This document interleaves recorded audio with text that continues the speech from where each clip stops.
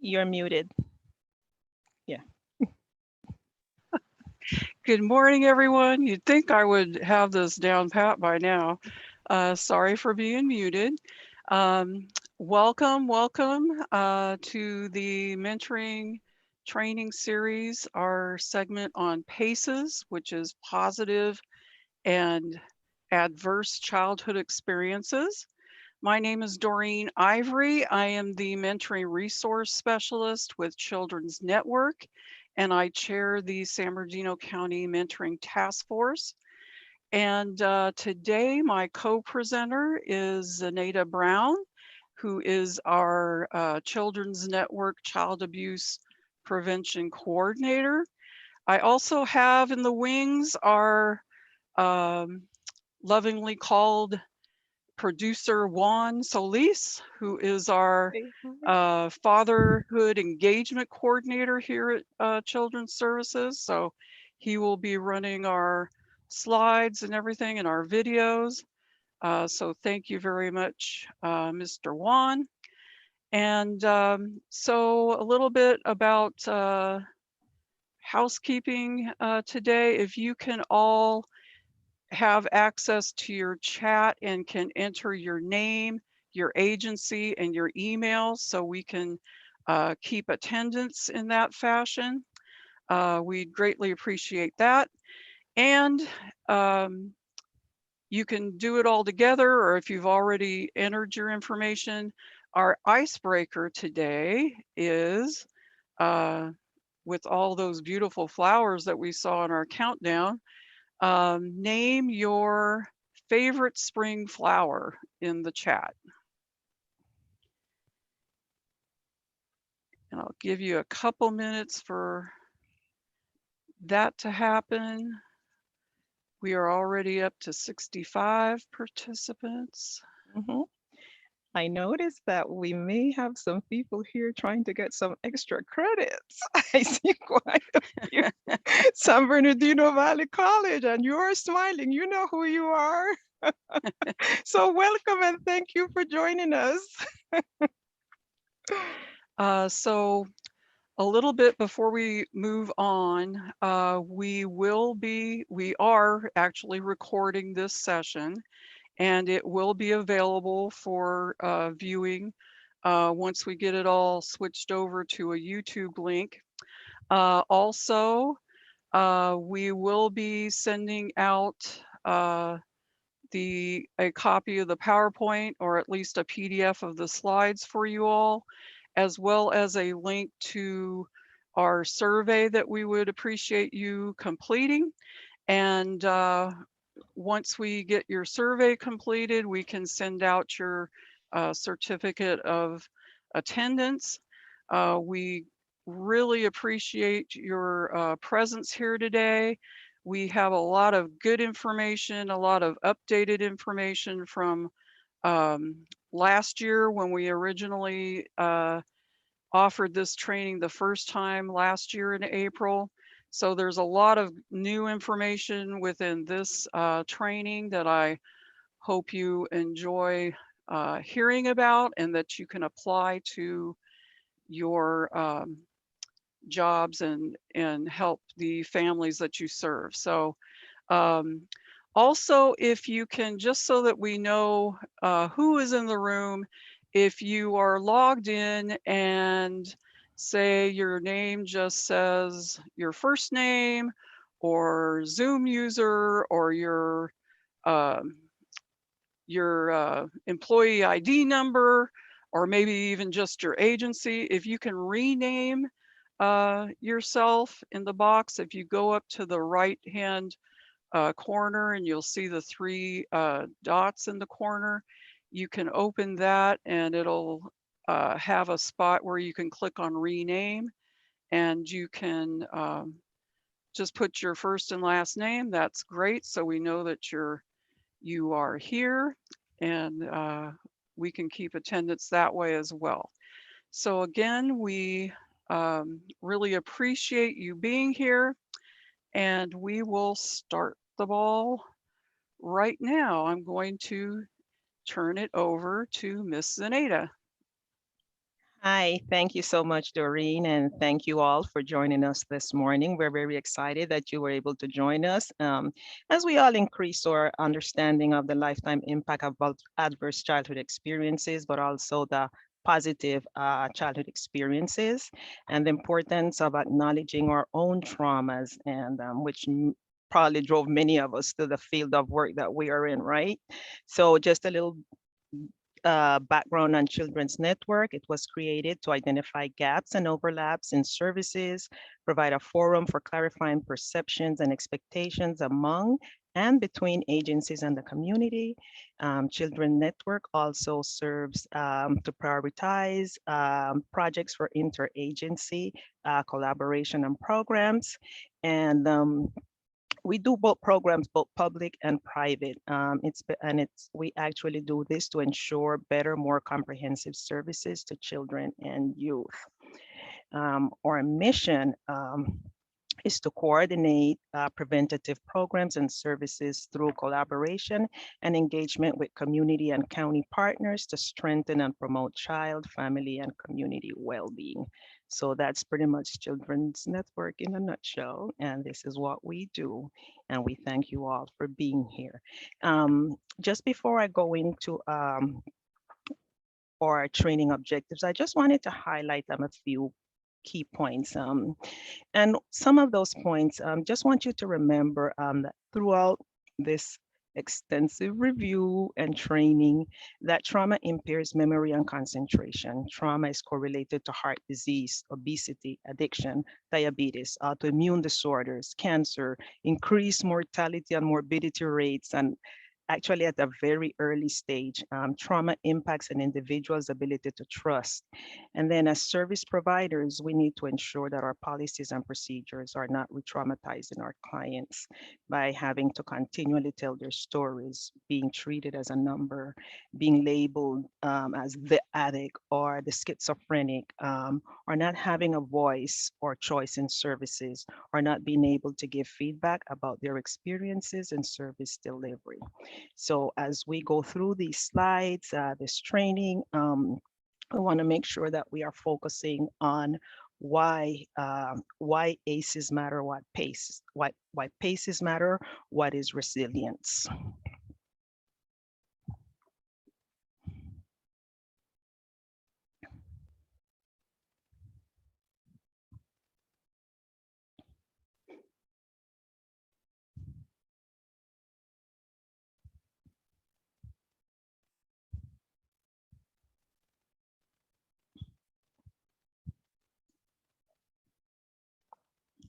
Next slide.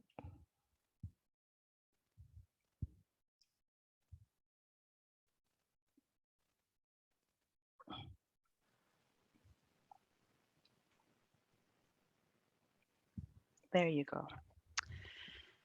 So PACES is pretty much a new movement, although most of what we see today was actually formulated back in 2012. But positive and adverse childhood experiences is really the new term that's being designated to reflect that adverse childhood experiences and positive childhood experiences really work together. They work together through our entire lives. And resources that are out there on ACEs have always included information on resilience, but quite often it's only being looked at as a mitigating factor. Researchers have really realized that looking at only ACEs wasn't really capturing what happens in our lives, right?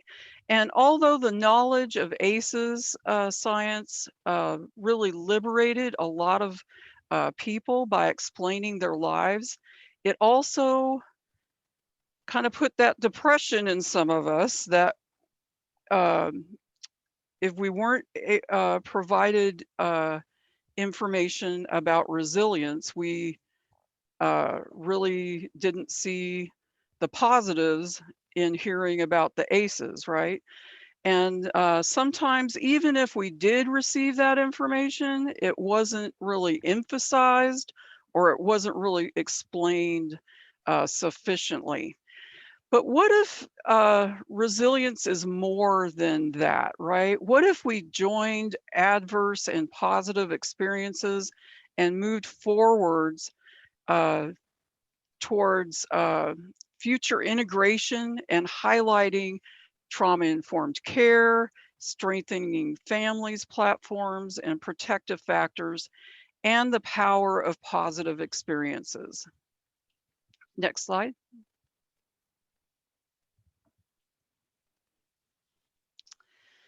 So the associations between ACEs and risks for adult depression, poor mental health, insufficient social and emotional support, these have all been really well documented. But less is known about how positive childhood experiences, or PCEs, co-occur with and may change the effect that ACEs have on adult mental and relational health. Next slide. So at the crux of this movement are two very simple but very important concepts. The first one is to change all of our practices and policies to move from the platform or the look of blaming, shaming, and punishment to a focus on understanding, nurturing, and healing. Next slide. So secondly, it's fundamental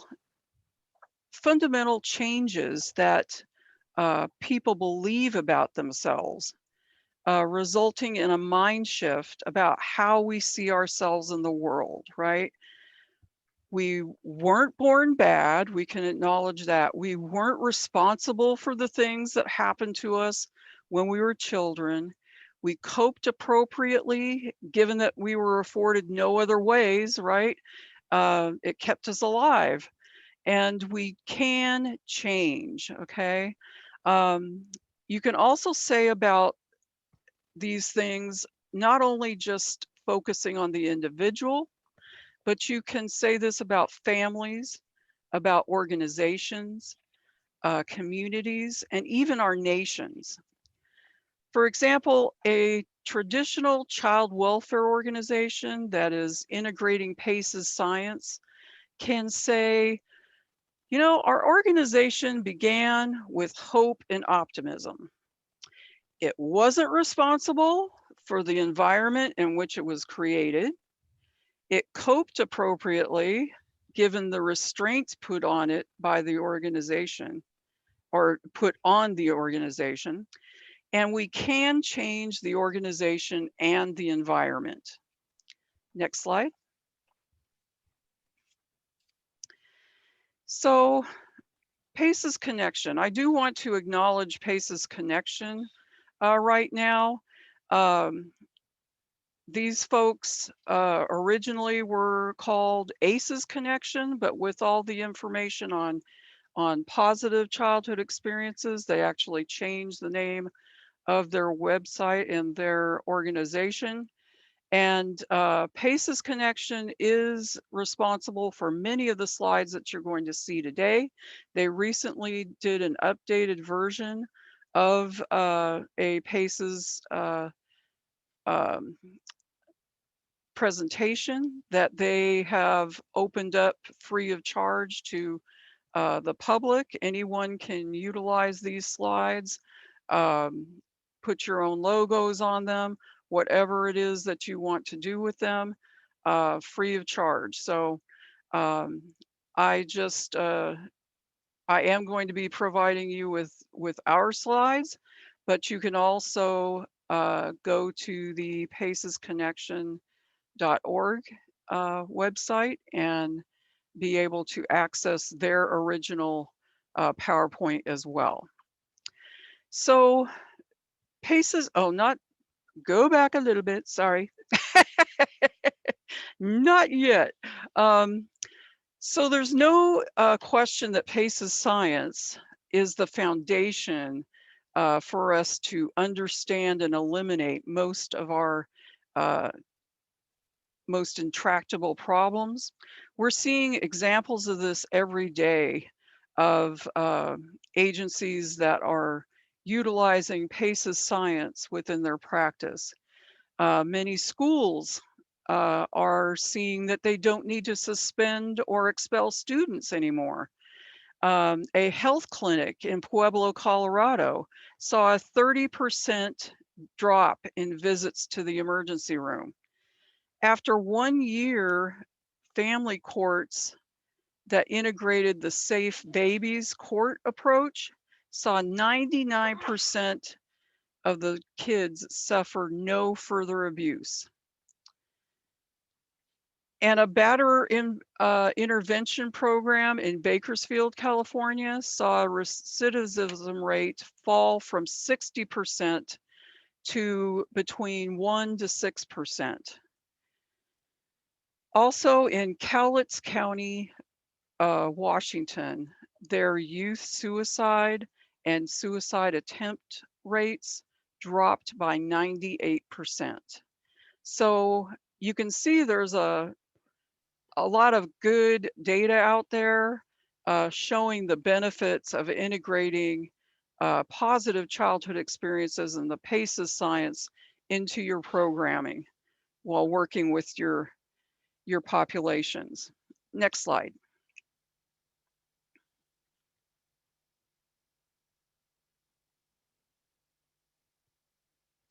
I see a question from Eugenia. I will look that up, see what's going on with the website for PACES Connection, and I will make sure I put that into the follow-up email that we send to all of you. Okay, thank you. And okay, so the 5 parts of PACES science, okay? You may have seen this previously, this slide before, talking about ACEs, and actually you're gonna see this same slide later on in the presentation about ACEs. This slide just identifies, it's the same 5 parts of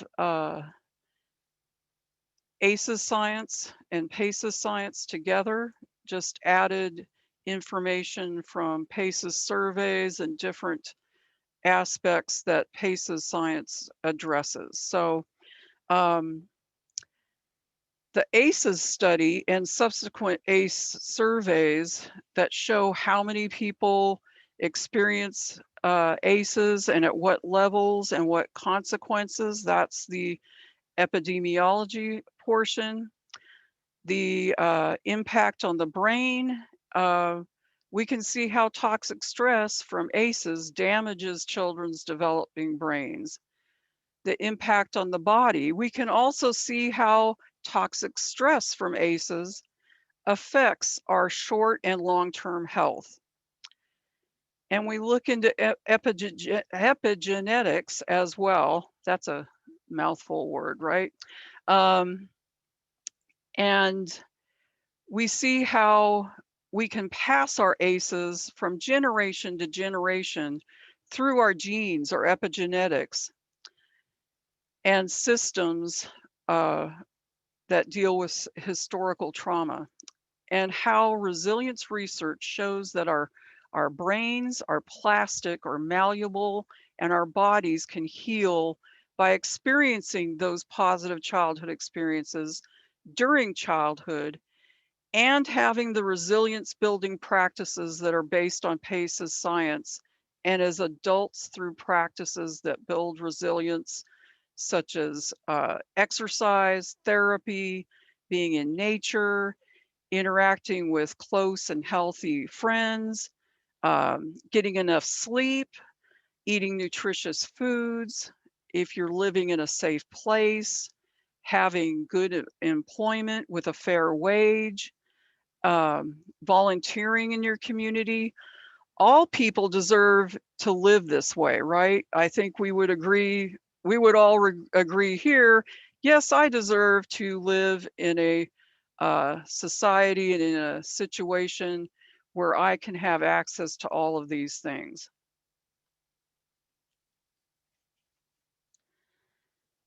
So next slide. And I'll turn this over to Miss Zenaida. Thank you very much, Doreen. Okay, so let's go over some history. And we're going to start with, we're back in the 1990s, and we have two physicians who stumbled onto what would become one of the most significant public health discoveries of a generation. What the study consisted of, it's more than 17,000 adults participated in the ACE study. They were mostly white, most attended college, and all had jobs and great healthcare, regardless of what you think about Kaiser. They had Kaiser, and it was considered great healthcare. And they were members of the Kaiser Permanente healthcare system in San Diego. So the reason we highlight this is because we may tend to think, well, it's obvious people, are the almost bottom of the, socioeconomic status, probably have a lot of challenges and so forth. But this study was conducted with people that had Kaiser. And so next slide, Juan. Next one. And so if you look at the slide, we will see that 75% were white, 39% were college graduates, and 36% had some college, some level of college education. And so overall, in other words, I want to say the vast majority actually had been to college. And so the original ACEs study consisted of 10 questions. And so next slide, Juan. And within the 10 questions, they were 10 adverse childhood experiences that came out of, that were highlighted from that study. We had child physical abuse, child sexual abuse, child emotional abuse, physical neglect, emotional neglect, mental illness, depression or suicidal person in the home, a drug addicted or alcoholic family member, children that had witnessed domestic abuse against their mom, the loss of a parent due to divorce, probably due to incarceration, also having an incarcerated person, member of their family, also impacted, was one of the 10 adversities that came out of the study. And so what we have is, so most of us have, can recall some adversity we experienced in childhood. But what was very, very particular about this study is that as the number of adversities increase, so did the number of trauma, right? And so the number of challenges that a person experiences in their lifetime. And so next slide, Huang. Okay, go ahead. Okay. We're Okay. going to launch a poll. So you are going to be able to take the actual original ACE study, and what you will need to do is answer these questions with yes or no, and we will get the results for you. And Okay. so we can start the polling now. Go ahead. This is confidential. We'll give you about 5 minutes, and yes, it's totally confidential. You're not going to have your names attached to any of these at all.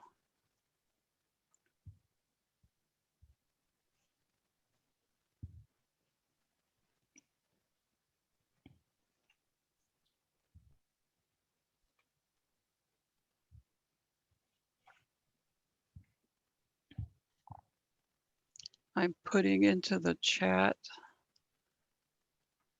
the directions if you have any questions.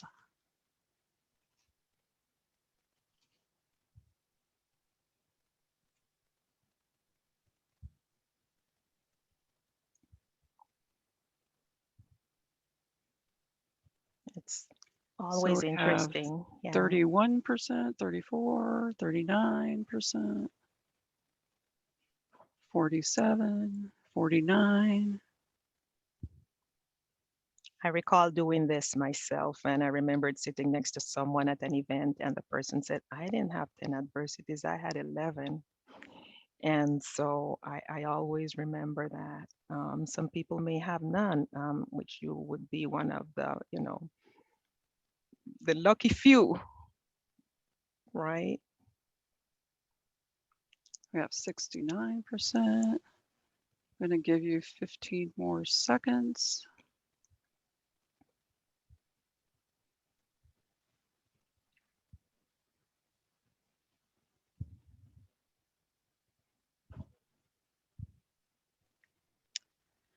Okay. Hey, you know, it keeps going up, so I'm going to let people keep Okay. entering it. We may hit 91%. 100%. Yeah, I mean, whoa. Sometimes you just want to know, right? You just want to know.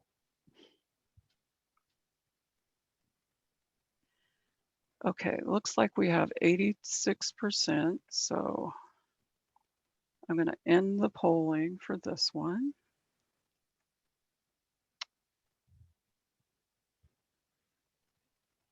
Okay.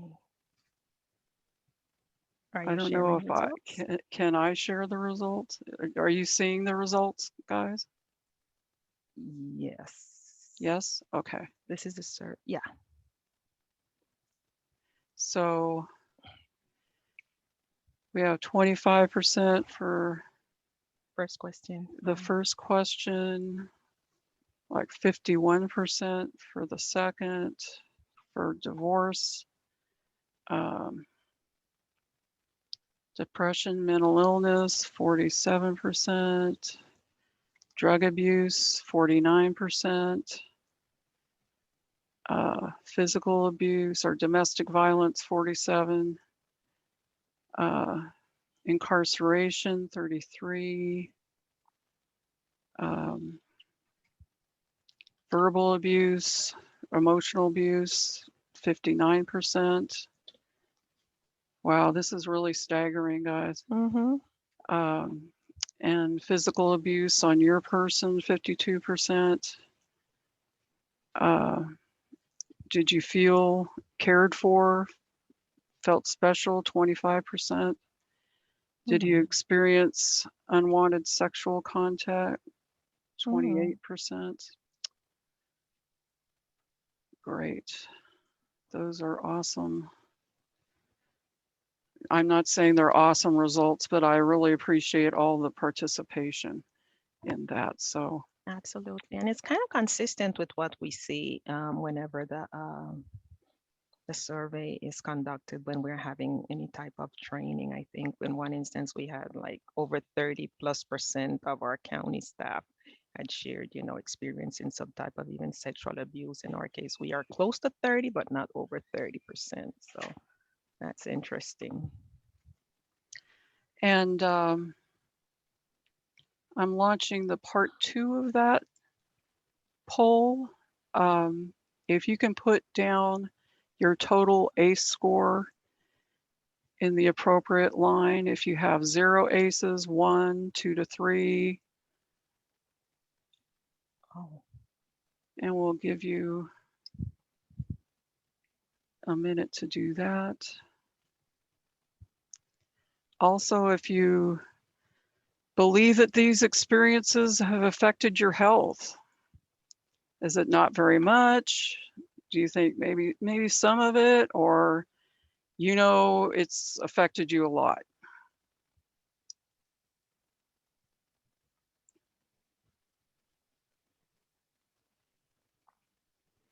So I got 10 seconds left.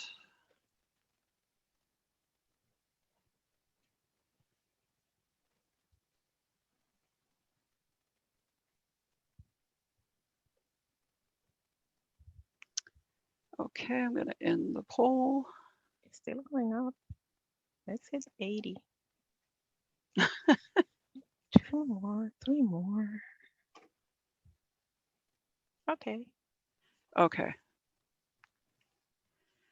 80%. so Okay, we have a lucky 11% that have no aces. That's awesome. for sure, that's a But great thing. we have 6% that have 9 to 10. And Mm-hmm, our highest average is 2 to 3 with mm-hmm, 26%. mm-hmm. And we're going to give you more information on uh, what these mean. Sorry, I Mm-hmm. wasn't sharing those. Definitely So, gives you an idea of where you stand in relation to the rest of the people in the group for sure. The vast majority, 26% had two to three aces. 18% had three to four. and like 50%, 52% felt that uh, these experiences have had some effect on their health. Mm-hmm. Okay, so I'm going to stop with the poll and you can go on to the next slide now.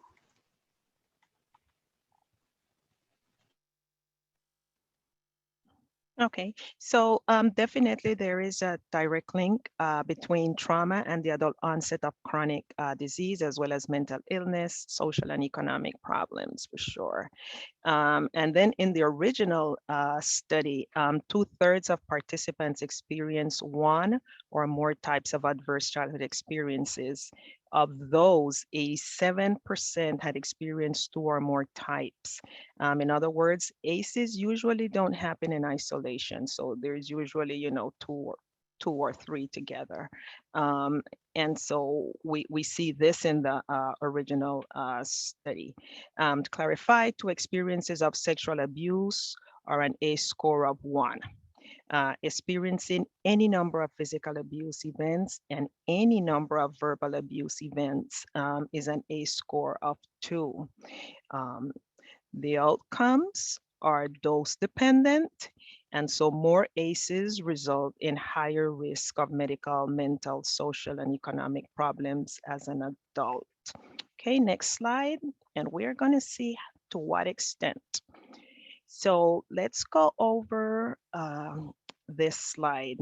So you see the little circles that have zero aces. We have one ace score, two ace score, three ace scores. And then we see all these little dots, and some of them are bigger than others. And so when we look at for someone that has an ace score of zero, we notice that every every dot with a certain color represents a certain type of physical or mental health challenge, or of a behavior challenge. And so, for instance, in ACEs, people that have zero ACEs, all the challenges: severe obesity, diabetes, depression, suicide, STDs, missed work, drug use, alcoholism, smoking, all those are pretty relatively small. Then as you move into one ACE score, you notice that certain colors kind of grow. And so we see the yellow ball, for instance, and that represents alcoholism. And then we see the green one, which represents suicidal attempts. Then as we go on to a score of two, we see the numbers increase, the little balls grow, bigger. Then when we hit a score four, what do we see? The big green circle, right? And so for someone with an A score, for some people with an A score four or higher, this just indicates how much higher the likelihood of them probably having suicide attempts will increase, right? We also have the yellow ball, which increases the likelihood of alcoholism. And then we have, I think, the dark green. I can't see the colors too well, but the dark green represents depression, right? And so it all tells us that for someone, as your ACE score increases, the likelihood of you developing any one of these challenges also increases, right? And again, it's not about socioeconomics, it's just your adverse experiences in childhood and how it correlates to your morbidity, the rate of health issues, as well as mortality, how it impacts, you know, whether you live, 20 years past maybe 70, or barely make it to 70, right? Or barely make it to 60. Your ACEs are directly correlated to your longevity, and it's directly correlated to your mortality and your morbidity rates. Okay, so let's go ahead and move on to the next slide.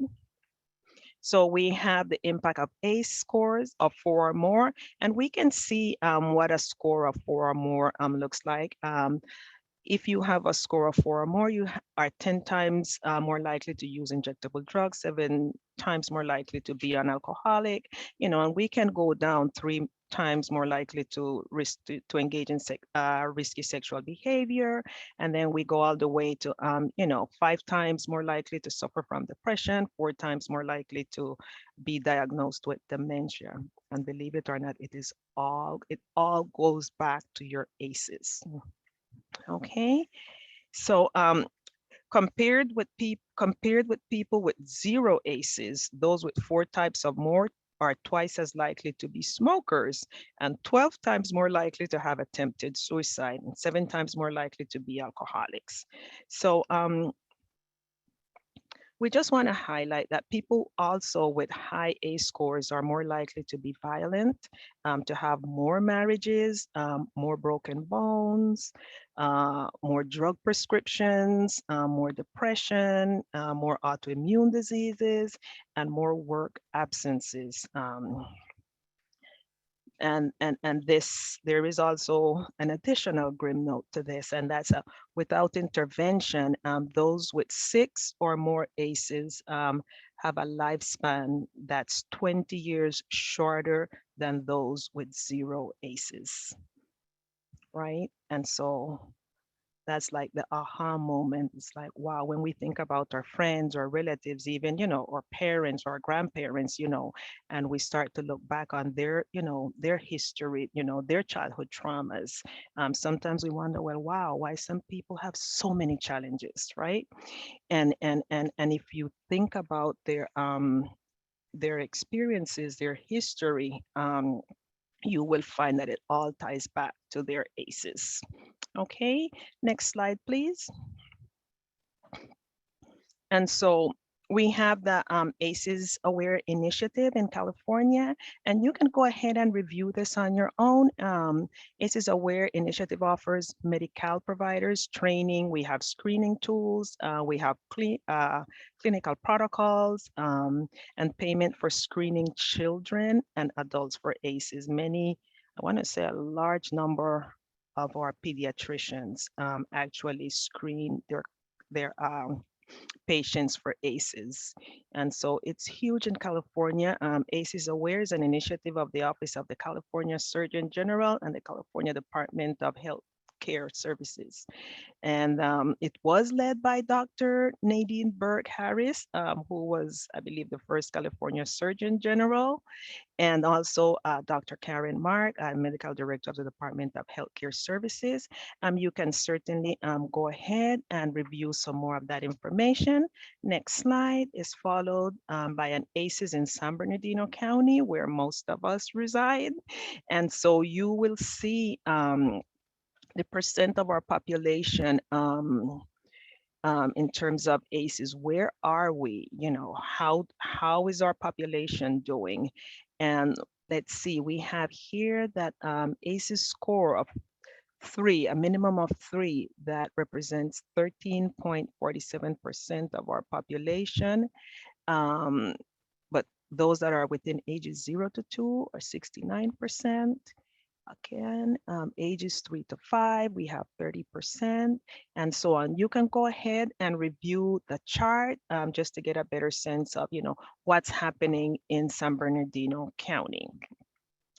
And so the ACEs Aware initiative in California and relates to toxic stress, right? Or response to toxic stress. And so we can go ahead and move on.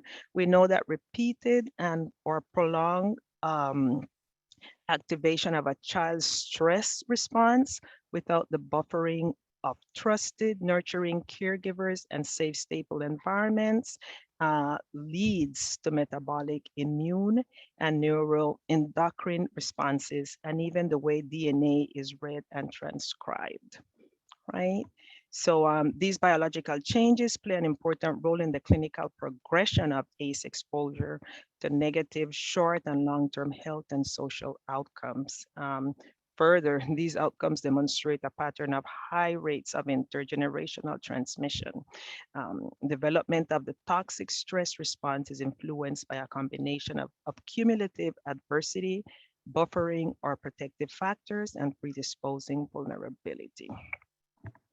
So we want to make sure that we understand, what are we screening for, because it's important to screen, but we also want to make sure that we are also offering that buffering response, right? We want to make sure that people are not just like, well, oh my gosh, I have 6 A scores. No, what, right? What's going to happen to me? I'm going to die by the time I'm 60 years of age, right? And that is not the whole idea behind ACEs and PACEs. We're talking about the adversities, and we're also talking about the positives. So screening for ACEs and toxic stress, providing targeted evidence-based interventions for toxic stress can improve efficacy and efficiency of care and better support to individuals and families, right? So we want to make sure that we are doing that. And of course, California is the leading the way by training and paying the way for several of our agencies to ensure that you are trained, that you understand the dynamics behind ACEs, and also what we are doing as a community, as a state, to address these issues, to ensure that, the long over a lifetime, we are addressing, the issues that could actually impact our communities' morbidity rates as well as our mortality rates. Okay, next slide, Doreen. Juan, you can go ahead and move along.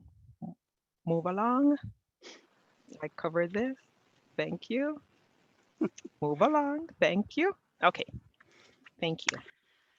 Okay, so let's go back to a study that's been done by kidsdata.org on family experiences during the COVID-19 pandemic. I think we all, can agree that before the coronavirus pandemic started in 2020, millions of our US families were already struggling with poverty, food insecurity, housing instability, etc. And the onset of the pandemic, of course, really dramatically worsened these issues that these families were experiencing. It left a lot of our parents out of work with reduced incomes and struggling to meet their families' basic needs. And at the same time, our families were grappling, with how can we provide childcare because the childcare centers are closing, and the school closures and shifts to remote learning and working even, and that disconnection that they felt from their extended families and friends and other social supports. And many of our families also have been experiencing, unfortunately, the illness and the loss of loved ones due to the disease. And so it's not surprising that the mental health problems of the families that we serve, and just overall across our communities, have really increased for not only our parents, but also for our children. So this study on the experiences, it delves into all of these different categories, as well as there's a extra section that was recently launched, that focused specifically on special needs children. But the child and family well-being during the COVID-19 pandemic, that was the official title for the survey. Well, actually, it's the report is that name, and then the actual questionnaire is what's on the title of the slide. They have to make it complicated, right? But this study really provides quick access for you. I don't know how many of you are familiar with kidsdata.org, but there is just a plethora of resource information and data that you can use to work into your own programming and uh, uh, just justifications of what you're doing with your programs, especially if you're nonprofits. And so this data really helps us describe the different life disruptions and disturbances that families experienced during the pandemic and are still experiencing, actually. I believe they're looking to launch a new wave that will be the fourth wave, I believe, of this survey set. So more information will be coming out within the next several months. So all of this data is really focusing on the impact that the pandemic has had in these different areas. Next slide.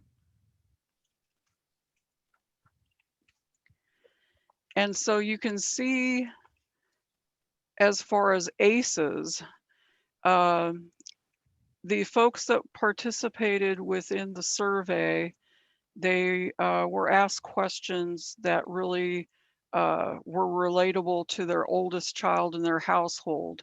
And so in answering an ACEs study, there were 63%, 0.7% with no ACEs, and on down the line. But you'll notice that when it keeps decreasing until you hit the 4 or more, and then it starts jumping again. The same, and that's the ACEs pertaining to the child. There's also the caregiver took an ACE survey, and basically you saw the same jump at the end. It was a gradual decrease from 0, 1, 2, and 3 until you got to 4 or more, and it jumped to 15.5%. And for ACEs by type, you will notice that they found that the highest areas of ACEs reported were for parents' divorce or separation, drug and alcohol use, mental illness, and we would be able to really lump in the domestic violence witnessing and household member being incarcerated into that area as well. Next slide. As far as PACEs, they did also want to address the positive childhood experiences that were occurring during the pandemic. And so they asked, how many, have you been participating in activities with your child in the last week? Have there been any outdoor activities going on? Do you read with your child? How often? Daily opportunities for your child to have fun. How are you providing those? And having a caring adult outside of the home. Uh, 81.4%, excuse me, reported that they do have caring adults outside of the home that um, interact with the youth. But if you look at, people with whom child spent 4 or more hours per week before the pandemic, you see, parent, grandparent, 30%, other relative, friend, neighbor, which could be a mentor, uh, youth leader, uh, youth pastor, et cetera, et cetera. Um, they're reporting that they have, 81.4% are reporting they have these people outside of the home. But even before the pandemic, only 20.4% of those folks make up who was seen before the pandemic, and it just went down for those reporting after the pandemic, right? The parents percentage basically stayed the same because I'm sorry, but I think we all would hope that within a week, all of our parents spent 4 or more hours with their child, right? So it was obviously a decrease that we see, more isolation for our children compared to what they were used to before the pandemic. Next slide. So the 3 realms of ACEs. This is a new outlook that really combines all of what ACEs can uh, include. A lot of misconceptions early on have been that 2 of the biggest ones was that it's just about the 10 ACEs in the ACE study, right? There's just those 10 ACEs within that original Kaiser uh, study that was launched in 1998. But really, we know that it's so much more than that. And there was the misconception that it's just about ACEs or the adverse childhood experiences. So we know that, it's not just looking at ACEs as well. We can see in this chart that we can look at the household, which was what the original study focused on. But since that original study was done, there's been many other surveys that have really expanded the types of ACEs that we really need to address. And based on other parts of ACEs science, we now know that many experiences that result in sustaining toxic stress in our lives can be regarded as an ACE. So we put together, this infographic's been put together to show the 3 different realms of ACEs, which include not only the household, but the community. We see all these different stressors such as historical trauma, structural racism, food scarcity, poverty, that can fall under the community realm of ACEs, including environment with the 3rd realm, which does include situations such as a pandemic, right? So we need to really be mindful that we're addressing all 3 of these areas when we're discussing the experiences that our families are dealing with and how it can really harm children's brains and bodies. How they recover or cope depends on the supports that are provided to them during and after that experience, okay? So next slide. How many people play whack-a-mole? I do if I go to Chuck E. Cheese, right, with my grandkids. That's about it. But my one grandson really loves it. But he likes to, he just remains that just like that girl there. She is focused on that yellow little mole there. She's not paying attention to those other moles, even though they're in the hole.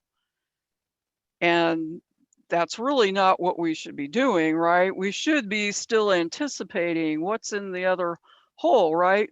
But so just like a whack-a-mole game, there's another misconception that physical and sexual abuse are the worst ACEs that someone can have.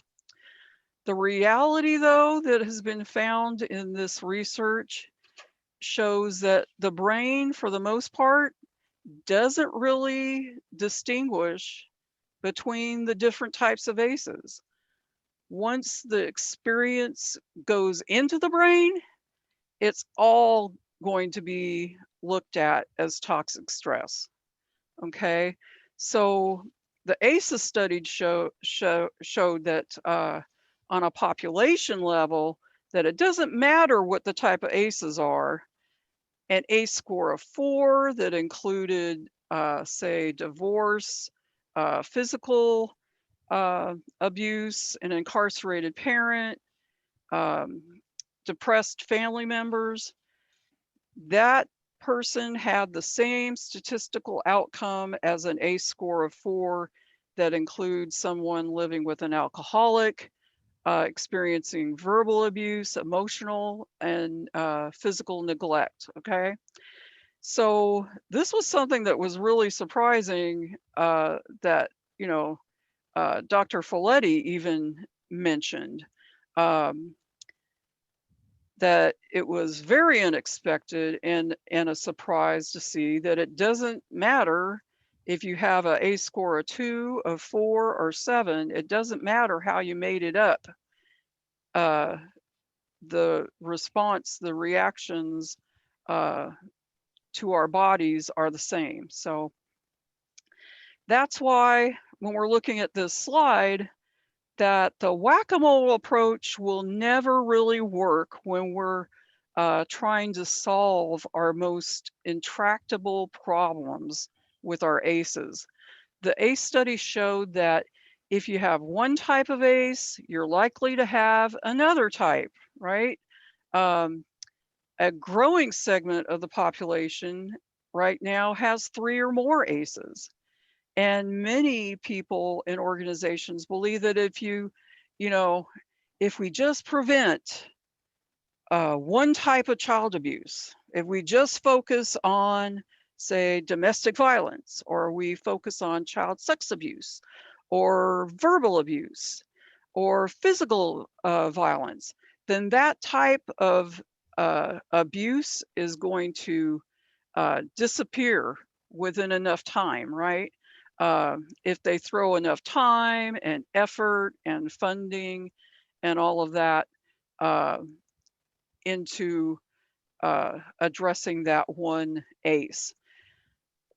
But that is not what we're finding the case to be, right? We uh, they've found that we can't expect to eliminate physical abuse if we're only focusing on physical abuse. We can't expect to eliminate domestic violence if we only focus on domestic violence, mainly because we really need to focus on education to the public, uh, educating their hearts, their minds, educating the organizations, the systems, the community about PACES science, and implementing those healing centered policies and practices. Okay. Um, if we, you know, just one other example is that, you know, violence can beget violence, but it's hardly the only cause of violence, right? Basically, there's a lot of other ways to cause violence. It can be people that humiliate people, isolating people, verbally provoking them. All of those have the potential for producing violence in response.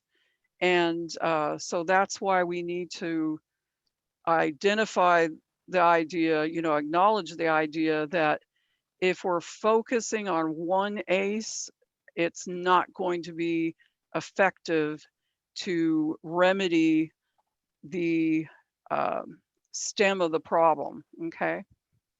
So next slide. And I'll turn it over to Zenaida. Okay, sure, thank you. And I just want to remind you all that ACEs is not destiny, right? It's not in your DNA.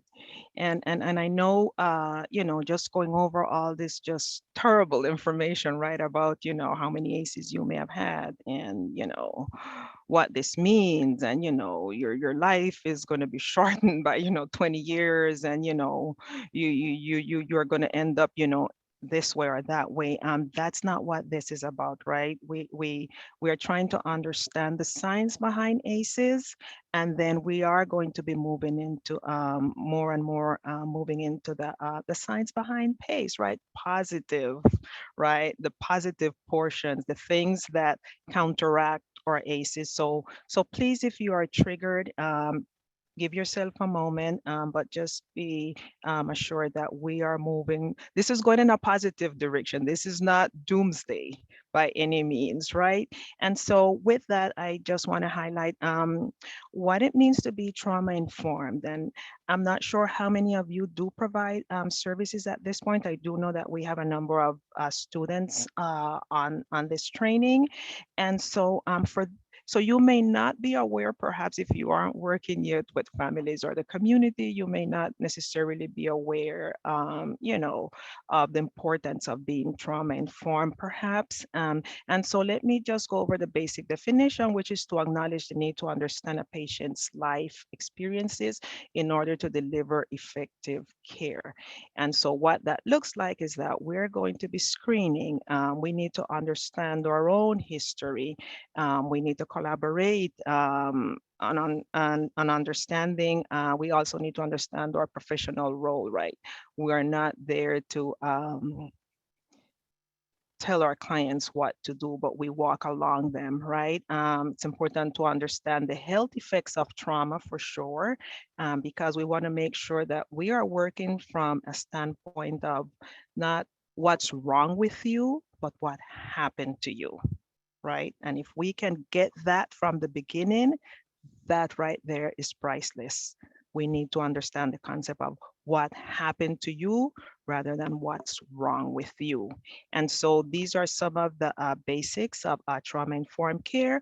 We also have patient or client-centered communication skills are very, very important to the work that we do. Next slide. We now move on to the 4 R's of trauma-informed care, and that is to realize the widespread impact of trauma, right? We need to understand how trauma impacts the lives of our clients. Quite often we try to meet deadlines, and we have things that we need to do. And so for instance, we may be working with a client, and we have an allotted amount of time. We have maybe 8 to 10 sessions to work with this client, and we hope that they're going to get it right. Or we have 30 days of case management in a DV shelter, and so we just expect that clients may, move on, just because we have a deadline, right? Or maybe 52 weeks of anger management, and that is all. Or 10 weeks of parenting classes, or 30 days of psychotropic medication. These are all expectations that are beyond what should be required of our clients, but should be required of our patients. And so it's important for us to remember those things, that even when we have certain deadlines, our clients may, their clock is not our clock. And so we need to recognize these issues. So respond, we need to respond fully and integrate the knowledge about trauma into policies, procedures, and practices. And then we need to resist re-traumatizing our clients. And so that's their children, that's the adults and the people that care for them as well. So we can move to the next slide.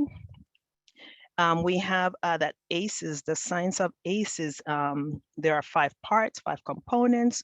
We have the epidemiology, which is the study and expanded ACEs survey. We have the impact on the brain, the toxic stress caused by ACEs and how it impacts the developing brain. We have the impact on our body. And so we already learned, there are short and long-term health consequences to stop toxic stress. We have the epigenetics, how toxic stress is passed from one generation to another. And we call that historical trauma. And then we have resilience, right? We have resilience. And so we want to also focus on resilience. The body can heal. The brain is plastic, right? It is not written in stone. So once it's there, it's not engraved. We can move past that. And then I just want to highlight some misconceptions we may have about the science of PACEs, right? Positives. And if you are becoming trauma informed, we want to understand, the difference between ACE. We also want to understand the PACEs.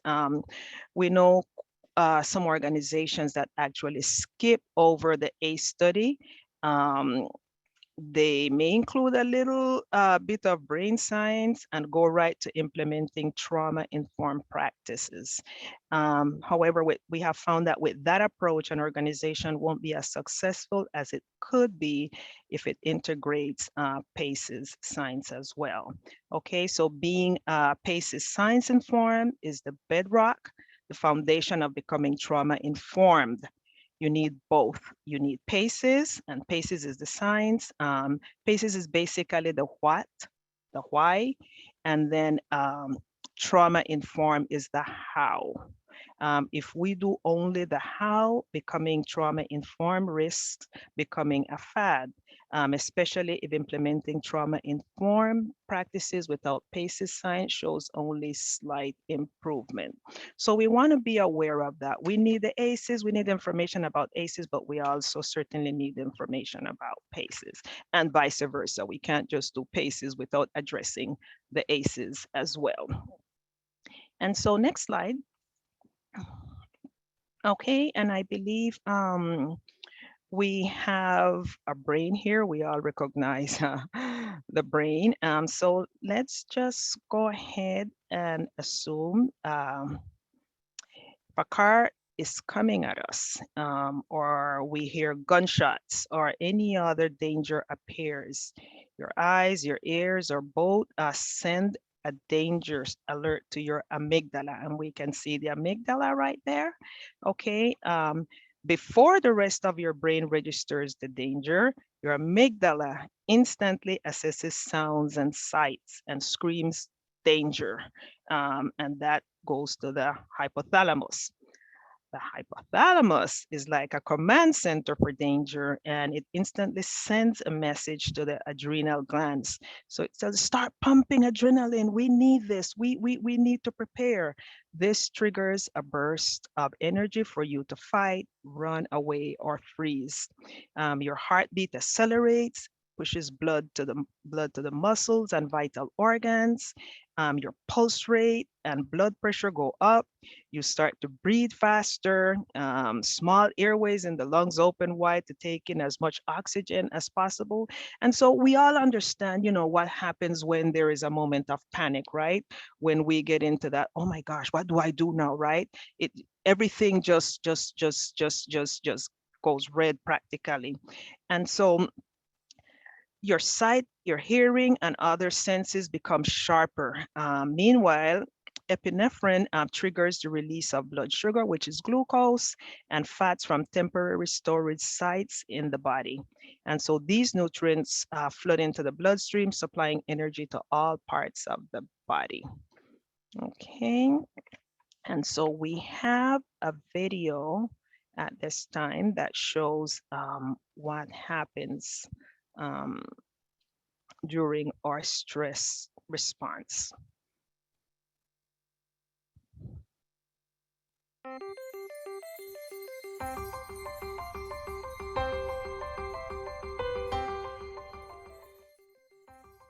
Learning to deal with stress is an important part of healthy development.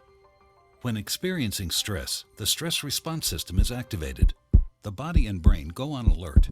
There's an adrenaline rush, increased heart rate, and an increase in stress hormone levels. When the stress is relieved after a short time, or a young child receives support from caring adults, the stress response winds down and the body quickly returns to normal. In severe situations, such as ongoing abuse and neglect, where there is no caring adult to act as a buffer against the stress response stays activated. Even when there is no apparent physical harm, the extended absence of response from adults can activate the stress response system. Constant activation of the stress response overloads developing systems, with serious, lifelong consequences for the child. This is known as toxic stress. Over time, this results in a stress response system set permanently on high alert. In the areas of the brain dedicated to learning and reasoning, the neural connections that comprise brain architecture are weaker and fewer in number.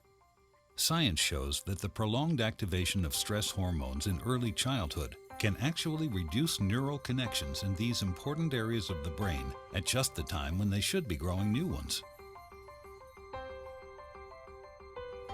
Toxic stress can be avoided if we ensure that the environments in which children grow and develop are nurturing, stable, and engaging.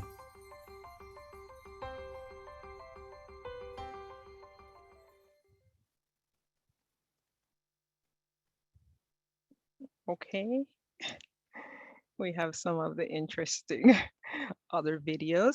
So we know also that research publications show that toxic stress during childhood can cause the body to stay in a red alert status, which puts a lot of wear and tear on the body.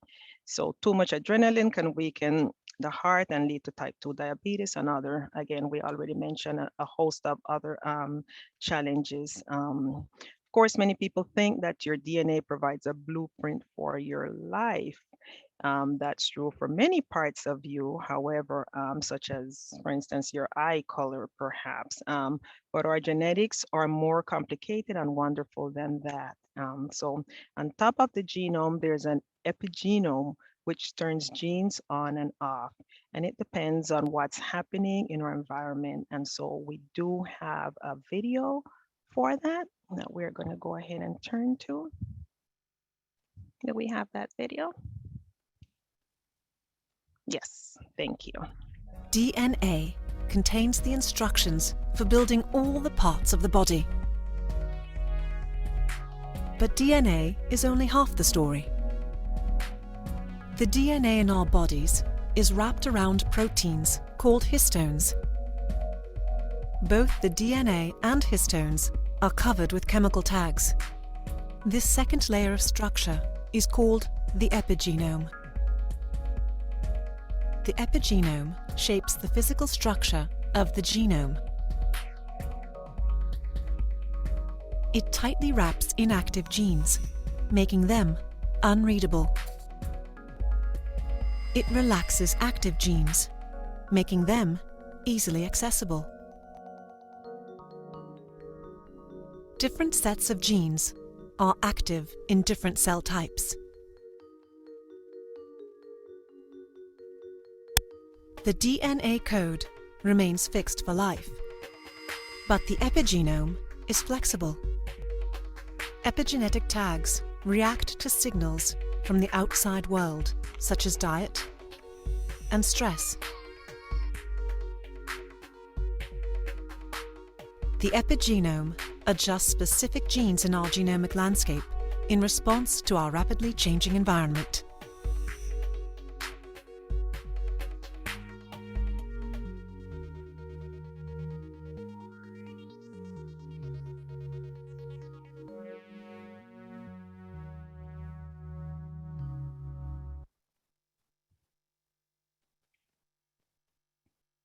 Okay, so moving forward, so we have the social ecological model. It's a framework for prevention, and so what does that mean? So we're going to be moving on a little bit more away from the ACEs, and we're going to be focusing on the positives. So if you have been with us through this long, and if you have had some triggers, and once again, our apologies, and it's going to get better as we move forward.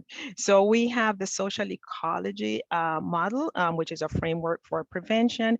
And what does it consist of? Well, that includes community or societal protective factors.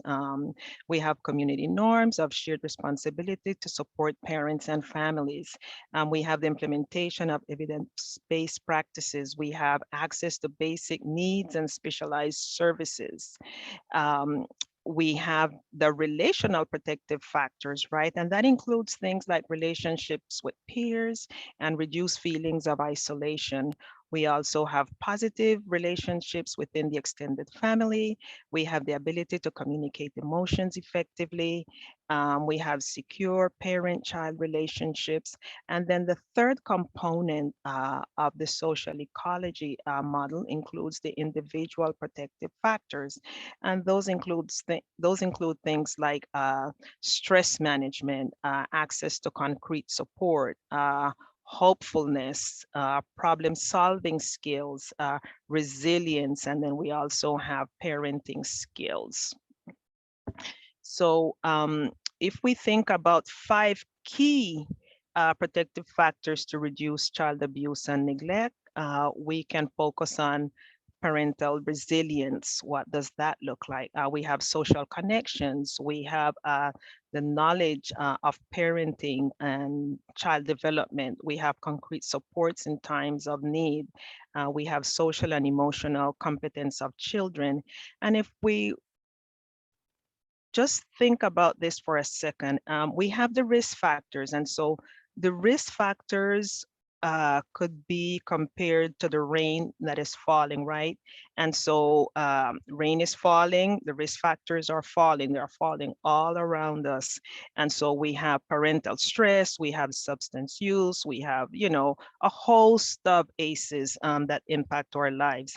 And then we have an umbrella, right? We have an umbrella, and those are the protective factors.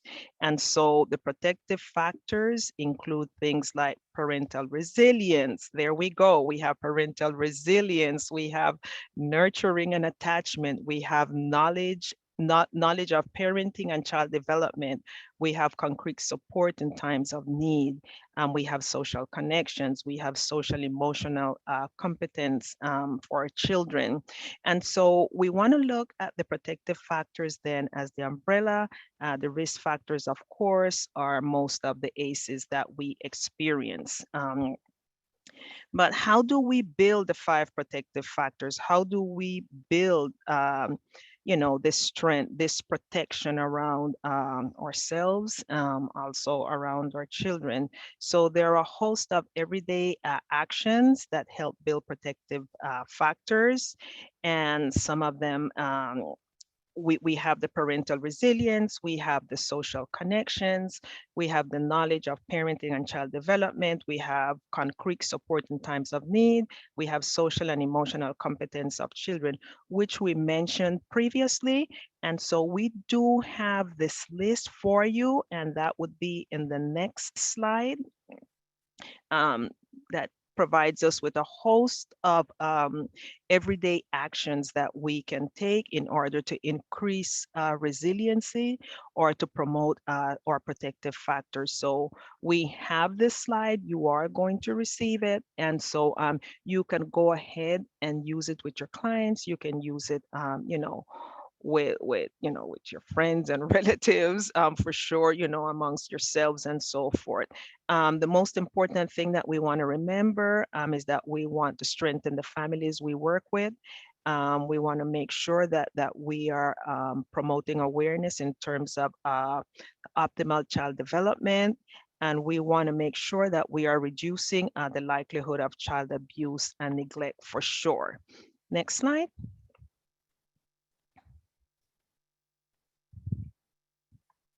Thank you, and that would be Doreen. So, with all this bad news, right, about how trauma hurts us, there is good news. Our brains are really plastic, okay? They're really malleable. They can change. Our bodies want and are designed to heal itself, right? Resilience research has really identified that many of our individuals, families, communities, and systems can prevent childhood adversity, can integrate positive childhood experiences, and stop further traumatizing already traumatized adults, and provide practices and policies that heal. And this slide here shows that, as it says, all roads lead to resilience.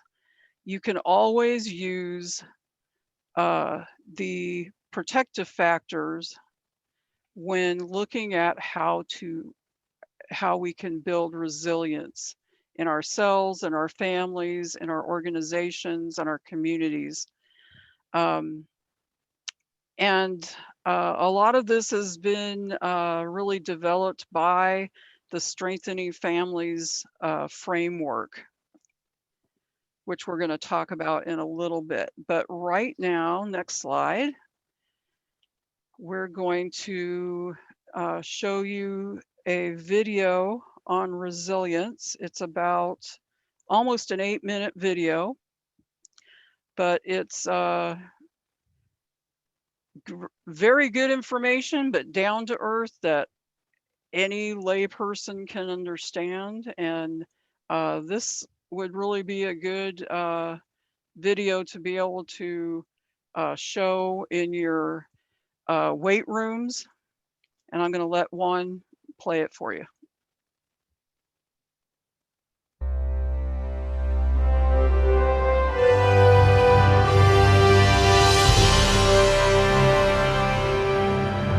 Brains. They are everywhere. In the world's gentlest places and its harshest. In this unforgiving environment, some brains exhibit troubling signs. Addiction, illness, depression, social disorder. Yet others thrive. Why have some brains developed the ability to cope in harsh conditions while others struggle? It is one of nature's great secrets. Hi. Hello? This is amazing. But I just need to clarify a few things. This great secret? It's actually science. Severe adversity isn't good for any brain. But it is true that some brains do better than others in the face of significant challenges. Oh, a scientist. Yes, I agree. This is a great secret of science. Great, yes, but not a secret. Let me explain. We're born with brains, but our brains change as we grow. They develop based on experiences we have, and different brains respond to experiences in different ways. Okay, thanks. I'll let you get back to it. Indeed. Some brains show robustity and strongitude, while others... Sorry, we scientists use the word resilience. Some brains are more resilient than others. Yes, resiliensis. Resilience? Resilience. Revenge of the cortex. Resilience is a result of the interplay between genes and life experiences. It's a brain's ability to maintain good functioning under adversity. Resilience makes us invincible. Nothing makes us invincible. What resilience does is to give less leverage to negative factors in our lives and tip the balance in favor of positive outcomes. Resilience. Fate's legendary prize. Whoa, no! Some people are born with more resilience than others, but resilience can also be built over time. It's a big project involving parents, caregivers, teachers. Kith, kin, karaoke comrades, Soccer coaches? Counselors? pastry chefs, associate producers, even millennials. Like a barn raising in times of old. Yeah. In fact, we scientists believe strong brain architecture is the foundation for resilience. And, oh, look over there. Oh, yes. A young brain returns after months of isolation and adversity. No words can describe what this poor brain has suffered.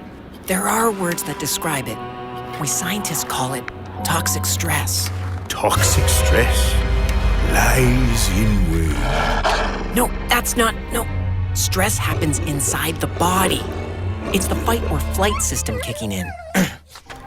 But if stress hormones are elevated too high and for too long, it can have negative effects on the brain and body. Stress, a nasty poison. Not all stress, just toxic stress. With the right supports, we can make severe stress tolerable, which means it won't do lasting damage.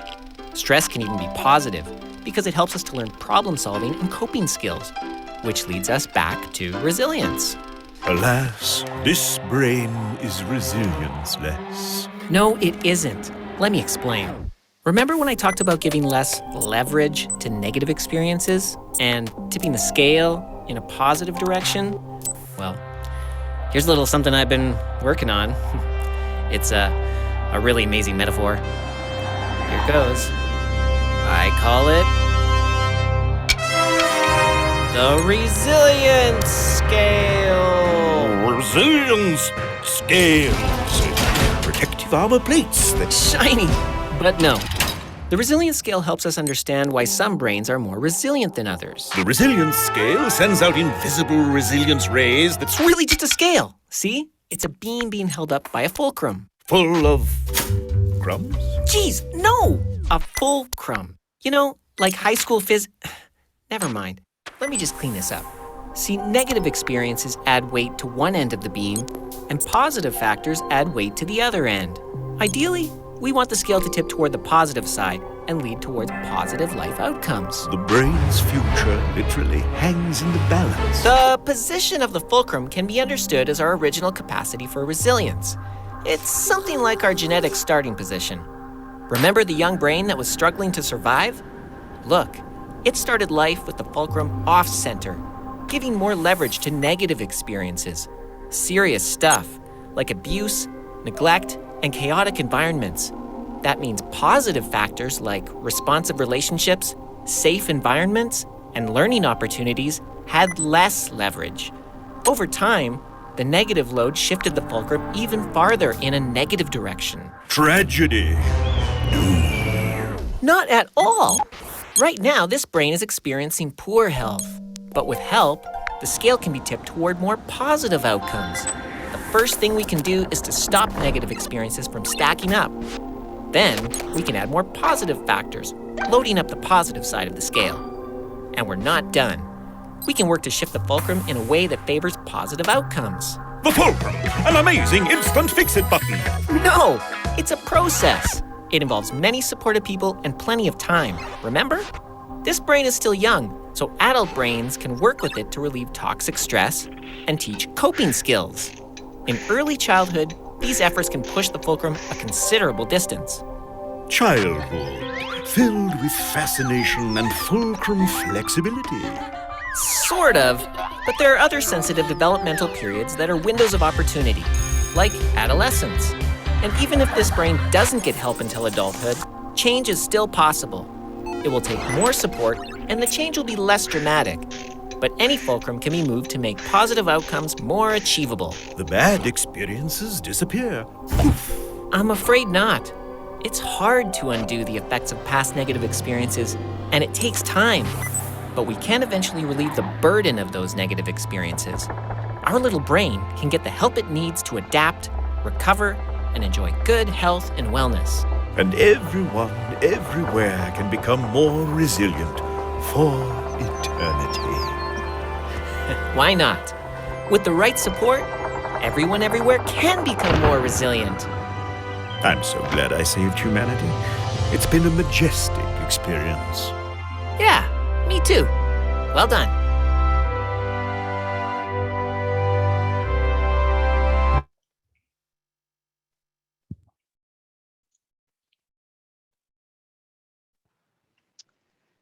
So, how'd you like that video? That's it in a nutshell. That's it. That's the presentation. Yeah. That's it. That's it. Um, so next slide. So why PACES, right? Because we know that it's so much more than just about resilience, right? It includes everything. It includes the 5 parts of PACES science. But emerging research shows that positive and adverse experiences are really intertwined in a way that affects us and how we integrate this science into our work and our lives. So I'm going to tell you, very briefly, an aspect of the research that was done by Dr. Christina Bethel and her co-researchers. So next slide. So let's take a look at that research right now. She and others in her group measured 7 different positive childhood experiences.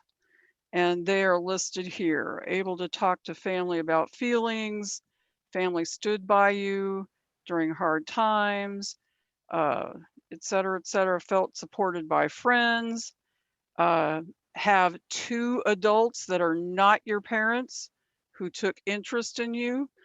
So you see all of these. And in 2019, Dr. Bethel and her group published their research on positive childhood experiences.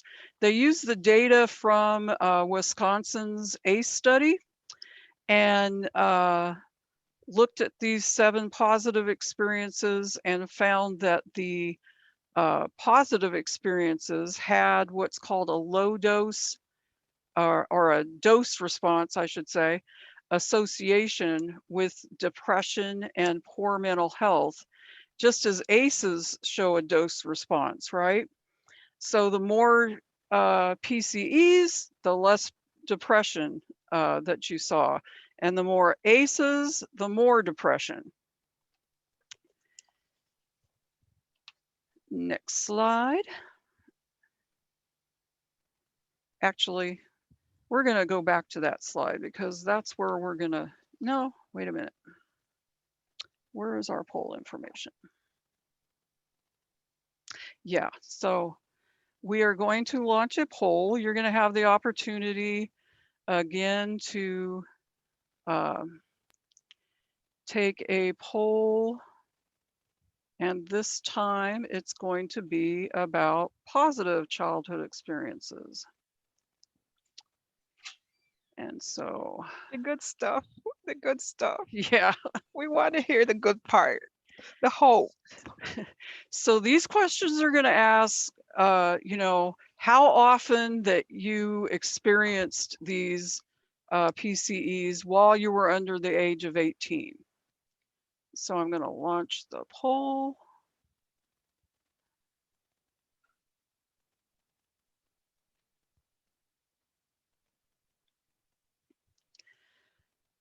So you'll see that your responses are going to be, very often or most of the time, or never, rarely, or sometimes, never, a little, or some of the time. So like I said before, we talked about, have you felt able to talk to your family about your feelings? How often have you felt your family stood by you during difficult times? How often have you enjoyed participating in community traditions? How often did you feel a sense of belonging in high school? How often did you feel supported by friends? Did you have at least 2 non-parent adults who took genuine interest in you? How often did you feel safe and protected by an adult in your home? So I've got 35% of the votes. They're winding down. It's okay. We are almost there. It's okay.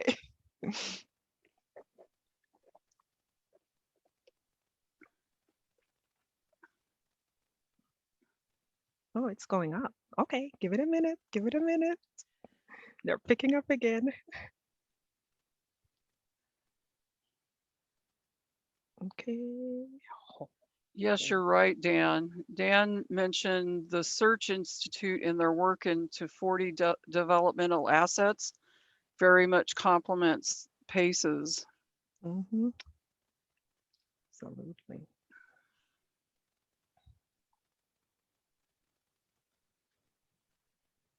Okay, we stop at 74%, 75.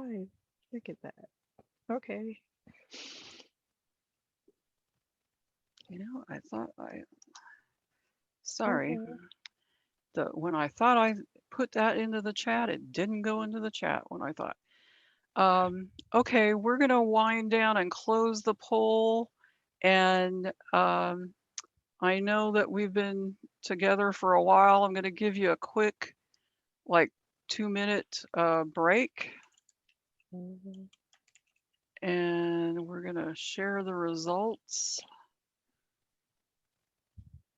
So you see that we have number 1 is more on the negative side. 2, we have more positive. 3, we have more positive.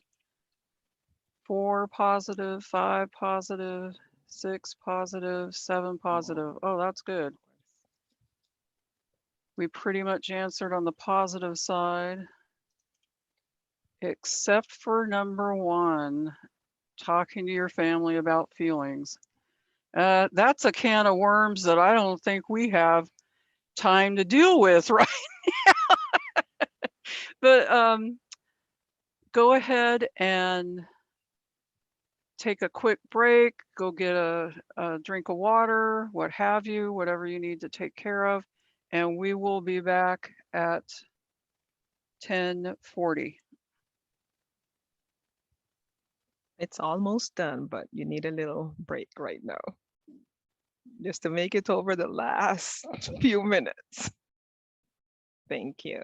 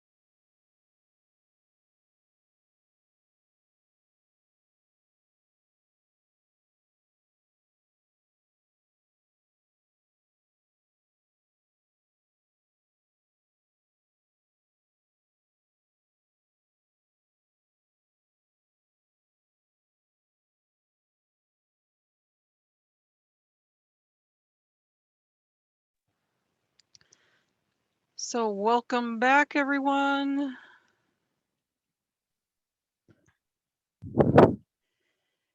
We're going to be moving right along. I know that we're kind of short on time. We want to be mindful of all your questions as well. So if we don't get to answer all of your questions, please put them in the chat because we will be addressing them after the fact and providing the answers within the email responses we send to you later. So if we can get the PowerPoint up, Mr. Wan. So what they found with the research for PACEs was what you'd probably expect, right? Basically, the more positive experiences you had, the better off you were. So a high ACE score doesn't mean that you're doomed, right?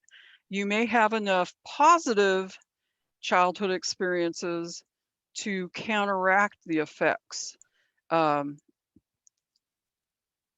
the ACEs. So, but a low ACE score doesn't mean that you're in the clear, right? Let's say that you have only 1 or 2 ACEs and only 1 positive childhood experience. The research showed that you may suffer worse effects than if you had several ACEs. But it turns out that there's even more to the story about ACEs and PACEs, and that's why it's important to really integrate them. So next slide.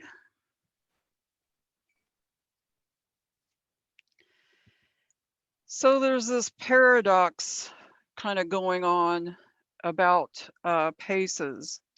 The more positive childhood experiences you have, your opportunity for a healthy life increases. But focusing only on PACEs without acknowledging ACEs in your life can keep you from flourishing.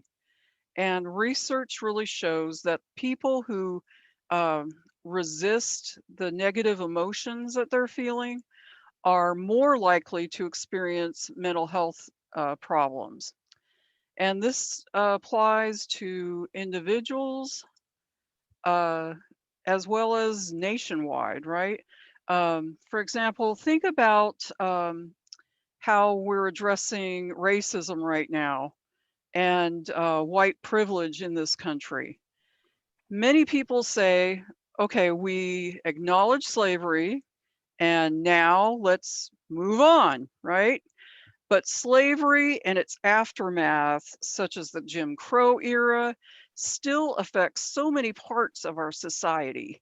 Our policies, laws, our norms, and culture, that if it were, if we're to heal as a nation, we have to acknowledge and address all of slavery's generational legacies so that we can develop an equitable and just society in which power is shared.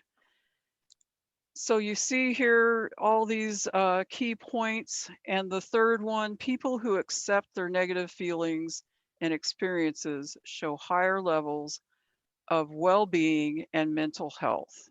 So we really need to embrace what is in our histories, acknowledge it, and move forward that way, not just act like we're brushing it aside. Next slide, please.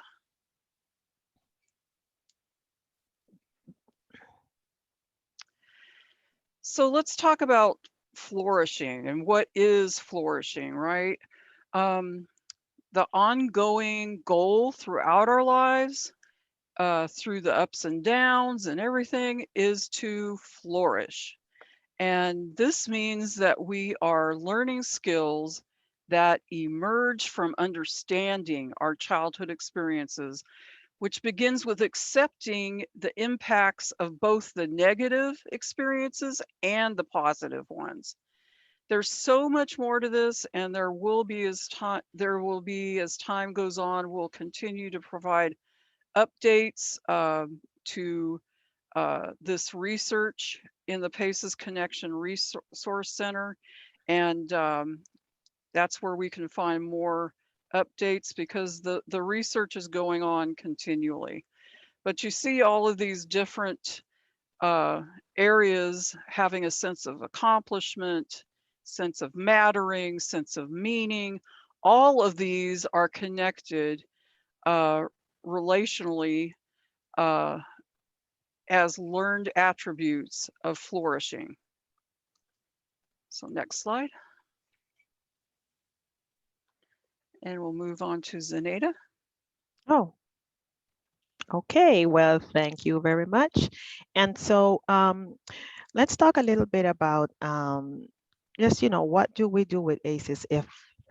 How do we relate to it? What should we do? What happens? What are our misconceptions, right? And so sometimes we think that because ACEs occur, adverse childhood experiences, these all occur in children. Hence, most of our resources then should focus on helping children, right? Helping children get past their ACEs, right? The reality is that as we work with families and individuals, we need to recognize that parents pass on their ACEs to their children. So as we are exploring ways to expand services to what type of resources we may need, we need to make sure that we are focusing not only on the children, but that we are also focusing on their parents, right? The other misconception is also, well, we only need to address ACEs in poor people of color because poor people of color are the demographic with the highest burden of ACEs. And we know that the reality is that focusing on one group just kind of puts us in that them versus us situation, right? We are kind of all short-sighted here, and so ACEs actually are everywhere in all demographics, and people. It includes people in power, and of course in the United States, for instance, those are mostly white tall men, right? Who may come from middle class and upper middle class backgrounds, right? So we want to make sure that we are addressing these issues. It's not just the families that we serve in the lower socioeconomic segments of the community. It's everywhere, and based on our polls, we can see that ACEs occur in just about every demographic. And so in this ACEs study comparison, for instance, the blue ribbon, let's see, prevalence of ACE in the study. So what do we see here? The original study showed that there was psychological, physical, and sexual abuse, and we can see the numbers in the one column. And then we see what happens as they did a second study that took place at in Sonoma County, right? And so we see that in the original study, the number of people with ACEs was 11%. In the study that was done in Sonoma is 53%. We had physical abuse, 28% in the initial study. Then we have 23% in the Sonoma study. And then we have household dysfunction. If we go down, we have substance abuse. In the original study, it was 27%. In the study that was conducted in Sonoma County, it went up to 51. And so you have that information so that you can actually, assess and kind of just go over, all the information as much as you need to. It also serves as a benchmark for you to, if you are choosing to actually perhaps do one at work, that may be something you may want to consider. And as Doreen mentioned, someone in the chat mentioned if we will provide access to the assessment, and we are going to be providing most of the requests that are included in the chat. So if you do have anything that you would like us to address or to share with you, you could certainly put those in the chat because we are going to be addressing those. Move forward. Juan?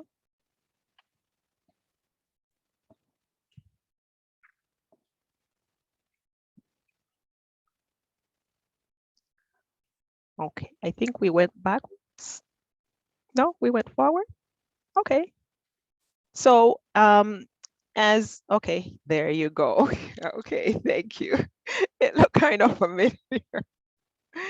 Okay, so again, once again, as I indicated earlier, let's not focus on our misconceptions. You know, ACEs is everywhere, and we're not, we're not going to bring equity if we solely focus on the challenges that are experienced by poor people of color and so forth. So as an organization, as our organizations move forward in addressing ACEs and addressing PACEs, we need to create our systems so that they address everyone's ACEs. Otherwise, we'll be playing whack-a-mole here, right? People, families, organizations, communities, and even some systems are beginning to resonate with this remarkable new knowledge of PACEs science. Forward, Juan.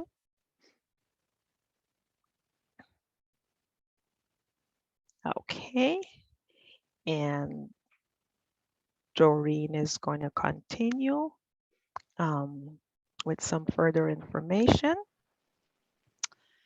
Yes, so I mentioned earlier in the past hour and a half that regarding the Strengthening Families framework, and this is a framework that came out of the Center for the Study of Social Policy, which focuses on how we increase family strengths and enhance child development, reduce the likelihood of child abuse and neglect, and focus on how we can engage families, programs, and communities in building the 5 protective factors. Okay, next slide.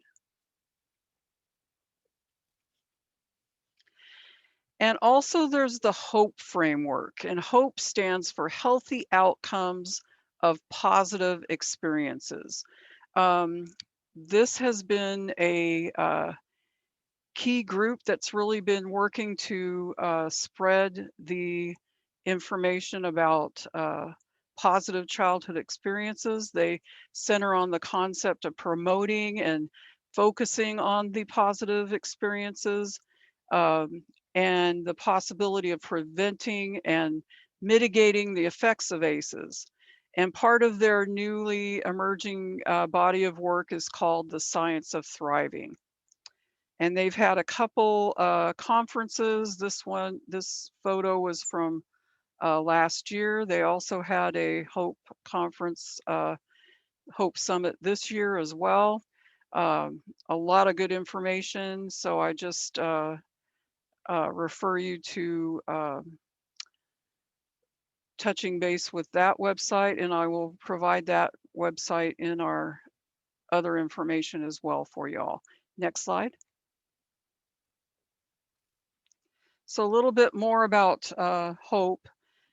Their guiding principles are that positive and negative factors impact child health and exist in all domains of the social ecology. So they interplay, like we mentioned before, among individual, relational, community, and societal factors, and must be addressed in order to achieve optimal child health outcomes. We can't just focus on one section. It has to be a concerted effort to touch upon all areas. Child and parent health and well-being are linked. We need to make sure that we're acknowledging that, and that positive experiences must promote child health, parent health, and a healthy parent-child relationship. And the fact that child health incorporates all those other factors before too: physical, cognitive, social, and emotional outcomes. Next slide.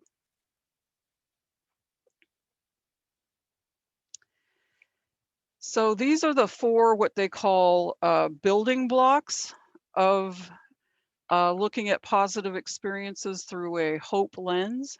So you, if you're going through the hope framework, you're going to be focusing on nurturing and supportive relationships, stable and safe environments, social engagement and a sense of connectedness, and social and emotional competencies.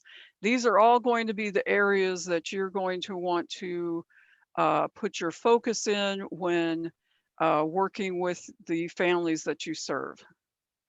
Can I just mention one more time? Yep. It's kind of like being on an airplane also. We need to also focus on our own ACEs. We need to make sure that we get self-care, right? It's kind of like being on an airplane and you're trying to put on someone's life-saving vest. You need to put yours on first, right? And so we can't do this work effectively until we address our own issues and what brought us to this work, right? And we cannot ignore it. We can't emphasize that enough. Otherwise, you're going to end up burnt out and disillusioned and disappointed and everything else. And we don't want that. We need you. We need everybody to be, in a good frame of mind in order to provide the supportive services that our families need. Thank you. That's it. Next slide, and I'll turn it over to Zenaida. Oh, okay. Okay, there you go. Okay, so we have the different states that are working on ACEs and what they're doing. And we have exactly 3 minutes to go. So you will have all this information and we will be forwarding this information to you so that you can further review. We have different states that are collecting PACES data. They have been collecting data since 2009. So you want to make sure that you get this information, that you are able to review it, and just make sure you are informed. Make sure that you focus on everything, not just the clients, but again, what's happening with your staff as well. Next slide includes, I believe, the resources. Go ahead, Doreen. And to answer Felice's question, yes, the gray states are not collecting data as far as from, when was that slide for? Was it for 2020? Yes. 2019 and 2020. Yes. I do know that some states, such as Idaho right now, are looking to implement a law, but yeah, some states are not collecting data or have not passed a law, an ACEs law, ACEs bill, basically. Right. I think in California, we were fortunate to have our Surgeon General who was a champion for ACEs. And, we did a lot in regards to ACEs and the impact it has on families and so forth, like pretty much from the get-go. So definitely this information will provide you with further information, but that's where we are. We have 2. And this slide is showing just the states that are starting to collect the data. PACES information. Next slide.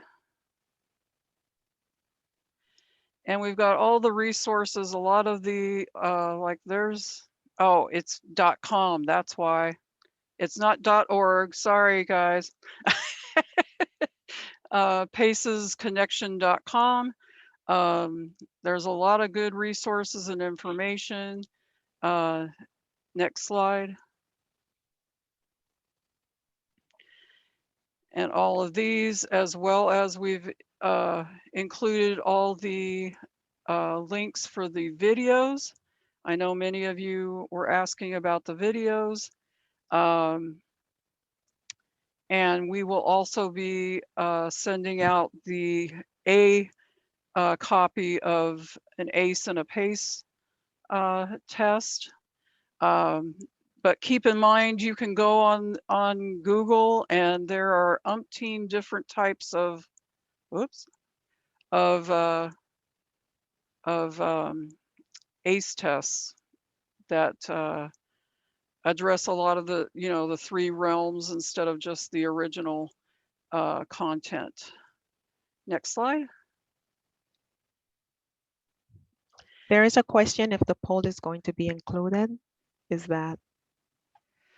We can post in that information we give you all of the data we collected from the poll.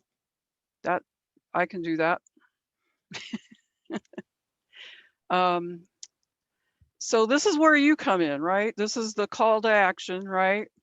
You need to look within yourselves and figure out, can you promote PCEs for children? Can you work to promote resiliency in both parents and children? And can you work to strengthen families by providing the appropriate resources?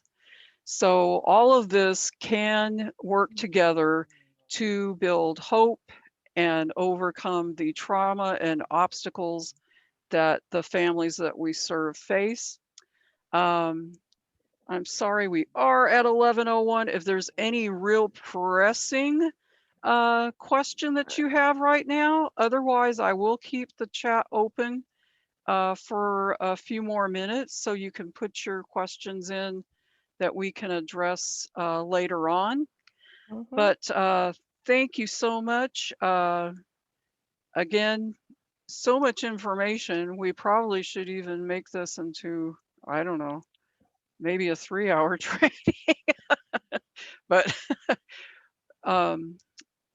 the more and more information we get, the more we're going to be adding to the training. So thank you again. I know many of you came from far and away to join us today. I appreciate all your presence. And next slide, so you can see our contact information. So Yes, you the can survey will be sent, right? We are yes, sending the survey. we're going Yes. to be sending the link to the survey. Please complete that, and once we get that in the hopper, then we can send out the certificate of attendance as well. We will also be converting the recording link to a Zoom, to a YouTube link, so it'll be readily available for you that way as well. And you see that we have our emails, our direct line phone numbers, our main line at Children's Network, our newly updated, relaunched Children's Network website, and our different Facebook pages. We have one for Mentoring Task Force and our main Children's Network Facebook page. So I don't see any questions right now. No. But thank you so much again, and hope you can join us again. We will continue to be offering trainings such as this and on varying topics, and hope you can join us later on in the coming months. Have a wonderful afternoon and be safe. Thank you all. Take care.